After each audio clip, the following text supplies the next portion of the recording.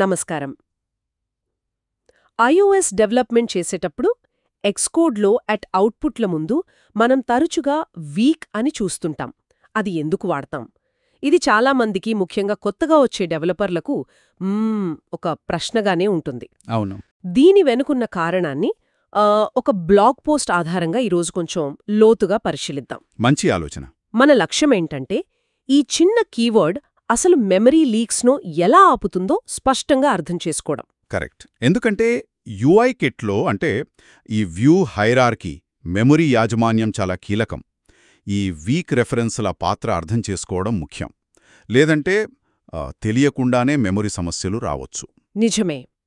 అసలు ఎక్స్కోడ్ మనకి ప్రతి అవుట్పుట్ల ముందు వీక్ అని ఎందుకు చూపిస్తుంది? దాని అవసరమేంటి? దీన్ని సింపుల్గా అర్థం చేసుకోవడానికి ఒక చిన్న పోలిక చెప్తాను. అనుకుందాం, ఇద్దరు వ్యక్తులు ఒక తాడుని రెండు చివర్ల నుంచి గట్టిగా పట్టుకున్నారు. ఇద్దరూ వదలనంత వరకు ఆ తాడు అక్కడే ఉంటుంది గదా, దాన్ని ఎవ్వరూ తీయలేరు. ప్రోగ్రామింగ్లో దీన్నే స్ట్రాంగ్ రిఫరెన్స్ సైకిల్ అంటారు. అంటే ఒకరినొకరు వదులుకుండా పట్టుకోవడమన్నమాట. ఓ, అలాగా. ఆసక్తికరంగా ఉంది.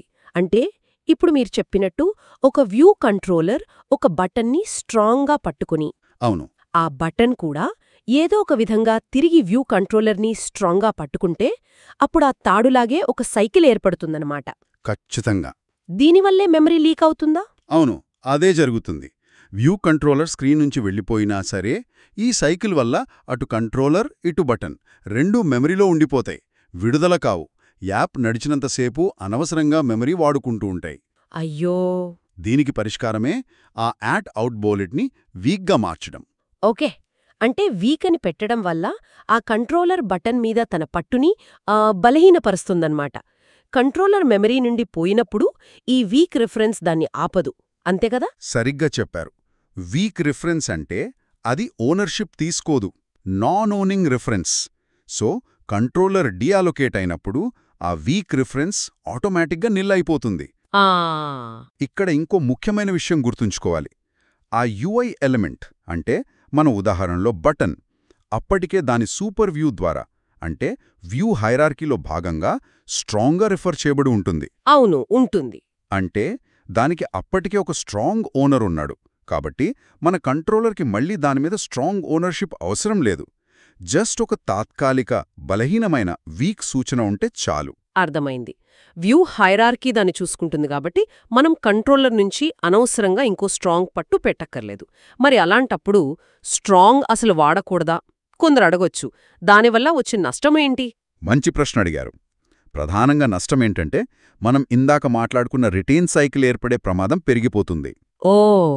వ్యూ హైరార్కీ ఆల్రెడీ స్ట్రాంగ్గా పట్టుకున్న దాన్ని మనం కూడా కంట్రోలర్ నుంచి స్ట్రాంగ్గా పట్టుకుంటే అది అనవసరం, మొదటి విషయం. రెండోది, అనుకోకుండా సైకిల్ ఏర్పడటానికి ఎక్కువ ఆస్కారం ఉంటుంది. డబుల్ ఓనర్షిప్ లాంటిదన్నమాట. దాదాపుగా అవసరం ఉండదు. స్పష్టంగా ఉంది. అయితే దాదాపు ఎప్పుడూ వీక్ వాడటమే కరెక్ట్ అంటారా, లేక కొన్ని ప్రత్యేక సందర్భాల్లో స్ట్రాంగ్ వాడాల్సి వస్తుందా? కొన్ని మినహాయింపులున్నాయి. ముఖ్యంగా మీరు యూఐ ఎలిమెంట్స్ని స్టోరీబోర్డ్ లేదా ఎక్స్ఐబీలో కాకుండా పూర్తిగా కోడ్లో క్రియేట్ చేస్తున్నప్పుడు. అంటే ప్రోగ్రామాటిక్గా. అవును, ప్రోగ్రామాటిక్గా. ఉదాహరణకి మీరు let my label =UI label అని ఒక లేబుల్ క్రియేట్ చేశారనుకుందాం. దాన్ని వెంటనే వ్యూ హైరార్కీకి యాడ్ చేయలేదు. సరే. ఆ క్షణంలో ఆ లేబుల్కి వేరే ఏ స్ట్రాంగ్ రెఫరెన్స్ ఉండదు. మీ కంట్రోలర్లోని ఆ మై లేబుల్ అనే వేరియబుల్ మాత్రమే దాని ఓనర్. అప్పుడు దాన్ని స్ట్రాంగ్గా ఉంచాలి. లేకపోతే అది క్రియేట్ అయిన మరుక్షణమే మెమరీ నుంచి పోతుంది, ఎందుకంటే దానికి ఏ స్ట్రాంగ్ రెఫరెన్స్ లేదు. సో దాన్ని వ్యూ హైరార్కీకి యాడ్ చేసే వరకు మీరే దానికి ఏకైక ఓనర్ కాబట్టి ఆ రిఫరెన్స్ స్ట్రాంగ్గా ఉండాలి. ఓకే. అంటే ఆబ్జెక్ట్ను మనమే సృష్టించి దానికి వేరే స్ట్రాంగ్ ఓనర్ లేనప్పుడు మాత్రమే స్ట్రాంగ్ వాడాలి. అది కూడా దాన్ని వ్యూ హైరార్కీకి యాడ్ చేసే వరకే. తర్వాత వీక్గా మార్చకపోయినా హైరార్కీ చూసుకుంటుంది కాబట్టి పర్లేదు. అవును. మొత్తానికి సాధారణంగా ఇంటర్ఫేస్ బిల్డర్ ద్వారా కనెక్ట్ చేసే అవుట్లెట్లకు మాత్రం వీక్ వాడటమే బెస్ట్ ప్రాక్టీస్ అన్నమాట. ఇది అనవసరమైన రిటైన్ సైకిల్స్ను నివారించి మెమరీని జాగ్రత్తగా వాడుకోవడానికి హెల్ప్ చేస్తుంది.